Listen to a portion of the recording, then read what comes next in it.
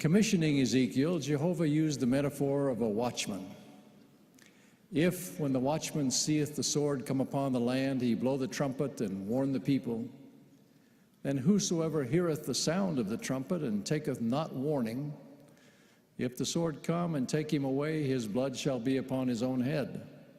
On the other hand, if the watchman see the sword come and blow not the trumpet, and the people be not warned, if the sword come and take any person from among them, his blood will I require at the watchman's hand. Then speaking directly to Ezekiel, Jehovah declared, So thou, O son of man, I have set thee a watchman unto the house of Israel. Therefore thou shalt hear the word at my mouth and warn them for me. I'm telling you guys something very, very important.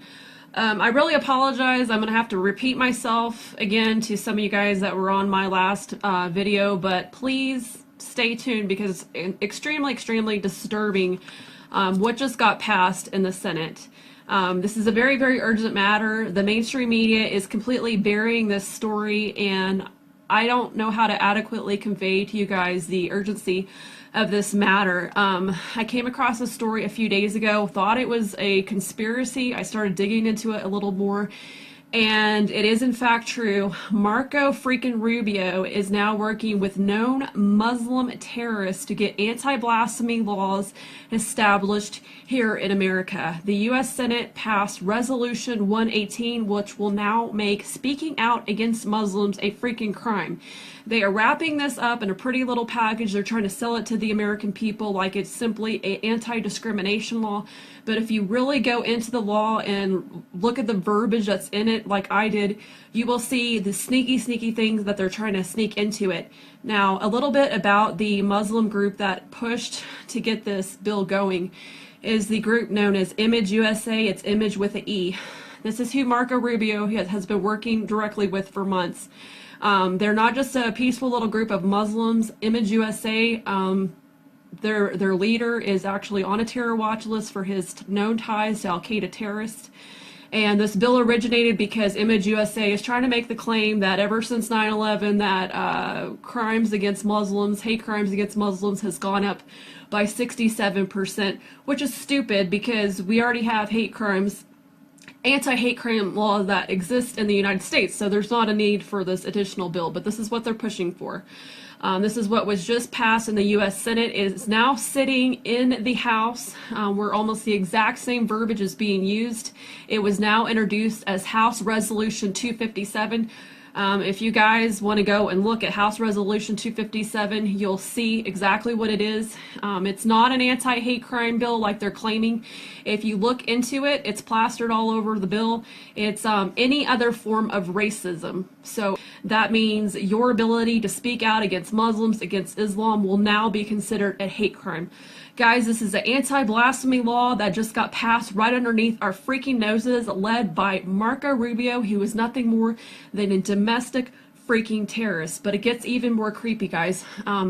House Resolution 257, if it passes, it will create an interagency task force that will go after people who speak out against Muslims because they are a protected class here in America. I'm reading this for you guys directly from the website. You can go read it for yourself. Just Google House Resolution 257. It's the development of an interagency task force led by the Attorney General and bringing together the Department of Justice, the Department of Homeland Security, the Department of Education, the Department of State, the Federal Bureau of Investigation, the Office of the Director of National Intelligence, who will all then cooperate on the development of effective strategies and effort to detect and deter hate crimes in order to protect minority communities. This leader of this terror organization, this Image USA, I looked into his background. His name is, let's see, where is it? I have it down here. His name is Kareem Waheed. This guy is not only on a Muslim is not only on a terror watch list, this guy was an attorney who worked to defend the Muslim terrorist by the name of Omar Abad Abu Ali, who was sentenced to 30 years in prison for trying to assassinate George W. Bush. I shit you not. This is the terrorist that Marco Rubio co-drafted this bill with, and it has already passed the Senate. Education is one of the most important areas that Muslims have to address.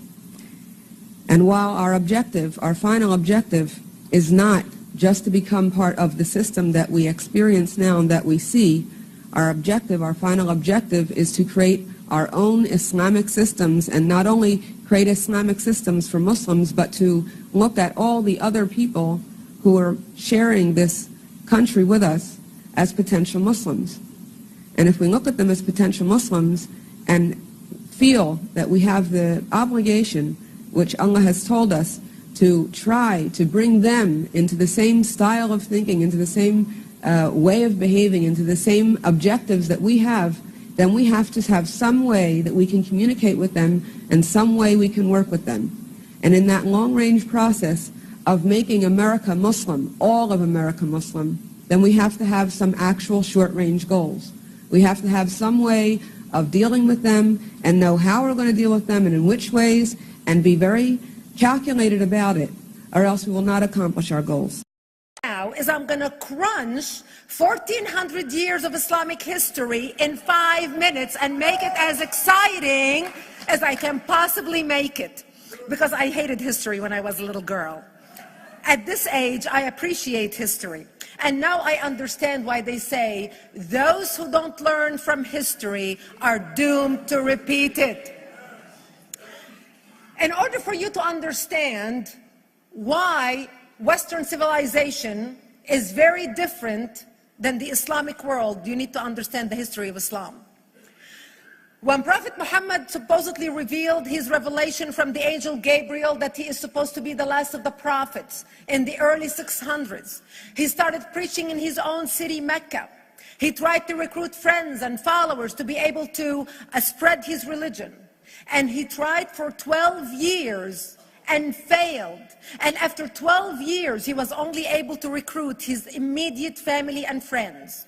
So he decided, if I go to Medina, which was the Jewish hub of Arabia, the business hub where the Jews lived, if I go there and preach my religion to them, if they accept me, that will buy me respect and stature between my own people, and they will accept me. So Prophet Muhammad started borrowing a lot from the Old Testament to make his religion more palpable to the Jews, to make it a lot similar. This is why you see a lot of similarities between Judaism and Islam. For example, Jews don't eat pigs, Muslims don't eat pigs. Jews pray a few times a day, Muslims pray a few times a day. Jews fast on Yom Kippur, Muslims fast on Ramadan. And this is why you started seeing a lot of good writing in the beginning of the Quran when Prophet Muhammad was saying all the good things about the people of the book. He took his message and went to Medina trying to recruit the Jews, talking about the people of the book, talking about how similar the two religions are. When they refused to accept him and follow him as the last of the prophet, that's when he turned against them and started killing them and started expelling them. That's when Islam went from a spiritual movement for the first 12 years of Islam into a political movement cloaked in religion after the year of the Hijrah, after Muhammad went to Medina and the Jews did not accept him. He became a military warrior and declared war on them and started expelling them. Jews and Christians became dhimmi, or second-class citizens. They were only allowed to stay alive and not be killed only by paying the jizya, or the protection tax. So they had a choice: convert to Islam, or if you want to stay alive, you have to pay the jizya or protection tax, living as dhimmi in the Islamic nation. Christians and Jews could not ring church bells. Jews could not blow the shofar. Christians could not ring church bells. They could not pray publicly. Christians and Jews could not gather together and build new churches or new temples. And the way they paid the jizya, or the protection tax, was in a monthly ceremony where they would get together downtown, and the Jew would kneel on his knee and hand his goods to the mullah, who would take the goods as the price for buying the protection. And in many areas, Jews and Christians were given necklaces to wear as a receipt that they paid their jizya, or their protection tax. Jews considered najis under Islam. Najis is bodily fluid. Najis is garbage. Najis is dogs. Najis is dirty. So Christians and Jews were treated as second-class citizens. Islam continued to grow. As Islam grew, more people became dhimmi, or second-class citizens. Jews and Christians were given identifiable clothing. The yellow star, which was given to the Jews, that most people think is a German invention. It was actually an Islamic invention in the 9th century in Iraq by the second Khalif, Khalif al-Mutawakkil of Iraq, who invented the yellow star for the Jews to be identified as they walked down the street. Because Jews were considered najis, if a Muslim man or a Jew walked on the same side of the street, the Jew had to cross the other side so the Muslim man can walk, so he's not dirtied by the filth of the Jew. Christians were given the zunnar, the belt, which most of you men are wearing right now. That was an Islamic invention for the Christians. Islam continued to grow. They went all the way to Jerusalem. They conquered Jerusalem. Christians couldn't ring their church bells in Jerusalem. The Pope in Rome in 1090 told the Christians, how could you sit idly by and allow your brethren to suffer like this in the Holy Land? You need to go liberate the Christians. You need to go help the Christians. That's why the Crusaders were launched. The Crusaders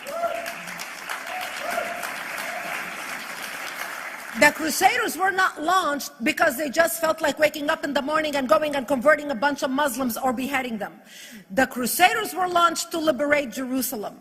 And they were able to liberate Jerusalem for less than 100 years before Salah ad-Din al-Ayyubi, Saladin, took it back, and Jerusalem remained under Islamic control until 1967, when the State of Israel liberated Jerusalem, where Christians, Jews, and Muslims could pray under the same sky.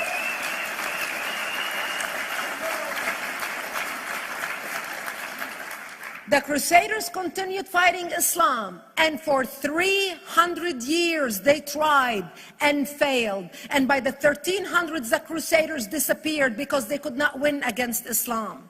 Islam continued to expand. They went all the way to Central Europe. They went all the way to China. They went to India. They conquered Spain. They changed the name of Spain from Spain to Andalusia.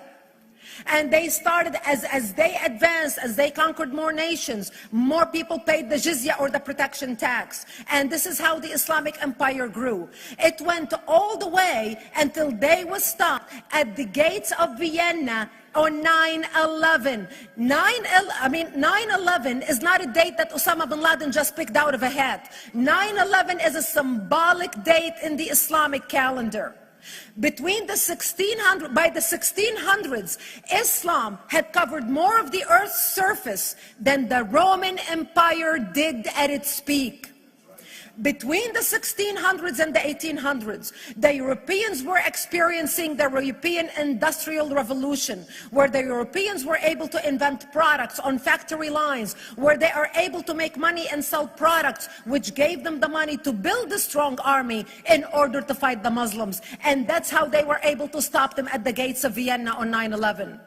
The Europeans started the pushback against Islam. They pushed them out of Europe. They pushed them out of all the way to the Middle East and North Africa. By 1924, The Islamic Empire ended in 1924. The Islamic Caliphate ended in Turkey by President Ataturk, who was a secularist. He ended the Islamic Empire and he gave women rights to vote. He gave women a right to an education, a right to work, a right to choose a husband. He forbid women from wearing the hijab. He forbid men from wearing the beard. The Muslims hate him so much that they consider him a Jewish agent because they believe that his mother in her bloodline was Jewish, and that was the influence on Ataturk. By the time the Islamic Empire or the Islamic Caliphate or the Islamic State ended in 1924, the Islamic Caliphate had existed for 1400 years, and it ended less than 100 years ago. By the time the Islamic Caliphate ended in 1924, 270 million people around the world were killed by Islam. 270 million. And we didn't have weapons of mass destruction, and there was nuclear weapons. All of these people were killed, butchered by the sword. The people in the world, less than 100 years ago, how many people knew this history? Please raise your hand. We in America have failed to educate our children about history. We in America failed to educate our population about history. Our children in high school, you take any 17, 16-year-old kid, 18-year-old kid, and ask them about World War II. They can't even tell you what happened in World War II. For them, it's ancient history, and we still have our World War II veteran walking among us. That's how little we know of history. Islam ended in 1924, the Caliphate. People thought the Caliphate will never be resurrected. The Caliphate will never come back. But two things happened in the Middle East in the last century that made the Islamists be able to resurrect the Caliphate. Number one is the discovery of oil in Saudi Arabia, which we were able to discover and were stupid enough to allow them to nationalize it. And the number two that happened was Ayatollah Khomeini coming to power in 1979. That gave the Islamists the money and also the spiritual covering in order to explode on the world stage. And people say, oh, well, the Wahhabis exported their Wahhabi radical religion.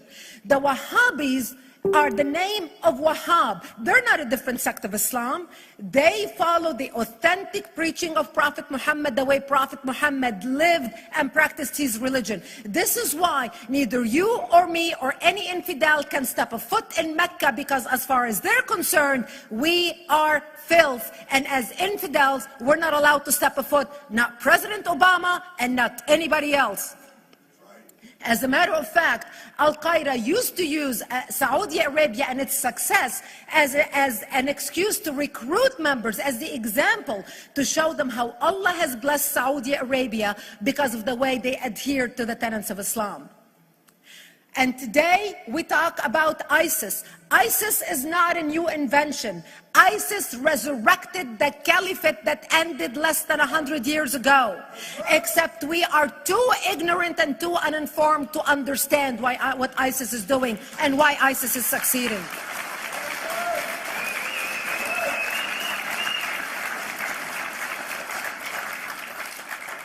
Two things you need to understand about Islam and the principles of war in Islam. One is the law of taqiyya, which means lying and deception. It means that a Muslim man can lay his hand on the Quran and swear that he is telling the truth, knowing that he is lying, but also knowing that the Quran will forgive him because he is advancing the cause of Islam. The second thing you need to know about is that the Treaty of Al-Hudaybiyah, which is an Islamic principle of war and a model on how to deceive your enemy when you have to sign peace treaties with your enemy. And it is based on an example by Prophet Muhammad. Prophet Muhammad was attacking the Meccans and their caravans when he was living in Medina. One day he attacked them because this is how he got the goodies. He would attack them, rob them, and spread the goodies among his men. And this is how he was able to recruit, because this is how people made money without working. And so he attacked the Meccan caravans. When he realized he's not able to defeat the Meccans in that city of Al-Hudaybiyah, in that place, he signed a 10-year treaty with them. Does that sound familiar? a 10-year treaty with them that says he will not attack them, he will have peace with them, he will not declare war on them. Muhammad used the treaty for 2 years to build his military, strengthen his army, and when he realized he was strong enough to attack his enemies when they least expected it because they thought they had a peace treaty with Muhammad, he broke the treaty, attacked them 2 years later, and Mecca fell within 24 hours because they were not expecting the attack. And that became a principle of war in Islam. And to give you an example of how that is practiced, this is why anything signed with Iran means nothing to them. And to give you an example of how this law has been put to use in recent history, Yasser Arafat, who's not an Islamist, but he is a Muslim, met with the Israelis and signed the Oslo Accord in 1993. Remember all the handshaking at the lawn of the White House? The Oslo Accord, Yasser Arafat used the peace treaty, the Oslo Accord with Israel, to get Israel to bring him back and give him his territory, finance his military, train his police, and give his police the weapons. Yasser Arafat broke the Oslo Accord 8 years later, didn't even wait 10 years, and declared the second intifada in 2000, and all hell broke loose. He used the same treaty to win and deceive against his enemies and deceive his enemies. When Jordanian press, after Yasser Arafat signed the Oslo Accord with Israel, and Egyptian press would interview Yasser Arafat, and they would say, how could you sign a peace treaty with the devil? How could you sign a peace treaty with the Jews? Yasser Arafat will tell them, remember Hudaybiyah. That's all he would have to say. The whole Muslim world knew exactly what Yasser Arafat was talking about. We in the West and the Jews in Israel, it was over their heads. Nobody understood what Hudaybiyah was referring to. And this is the type of deception that we are dealing with. So when Iran signs a peace treaty with the United States for 10 years, they are using us as useful idiots, as gullible, ignorant people who are signing a peace treaty with the devil in order for Iran to continue her thing. In this deadly game of thrones, there's no place for America or for Israel. We don't have to gamble with our future and with our children's future. Elie Wiesel. And I wish I could promise you, Elie, that the lessons of history have been learned. That is why it is so important to be wise about who we're going to put in the White House next year.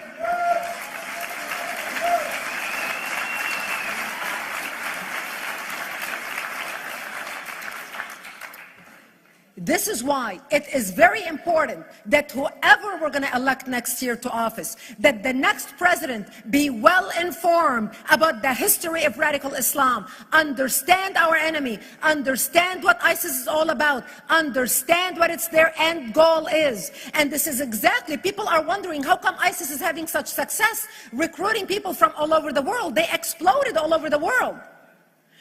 The Pew Research did a poll, and of course the Pew Research is not Brigitte Gabriel, is not Fox News, is not Tony Perkins.